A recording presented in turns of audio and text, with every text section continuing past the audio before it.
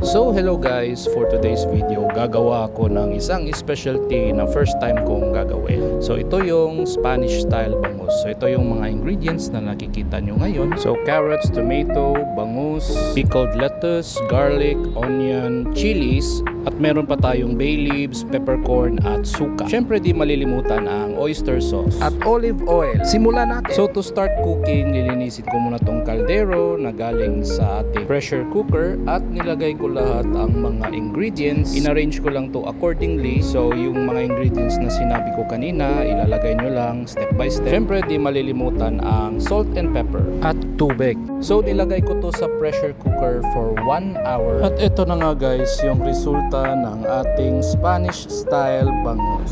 So ito na po yung finished product at bagay na bagay po ito sa rice. Yummy! Syempre nilagay ko rin ito sa garapon, yung sa pickled lettuce. In case kung ibebenta ko to, magkano kaya? So salamat guys sa panonood and hope you have enjoyed this video.